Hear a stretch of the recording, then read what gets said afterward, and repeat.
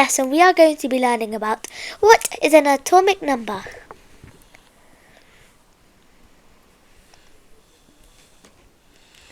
What is an atomic number? The atomic number of an element is the number of protons in the nucleus center of an atom.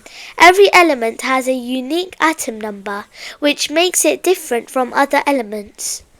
Did you know the atomic number is also known as the proton number, and it represents by the capital letter Z? Examples: hydrogen has an atomic number of 1, meaning it has 1 proton. Carbon has an atomic number of 6, meaning it has 6 protons. Oxygen has an atomic number of 8, meaning it has 8 protons. The atomic number helps identify an element and determines its place on the periodic table. It also affects how the element behaves and reacts with others. Bye! Hope you liked this video.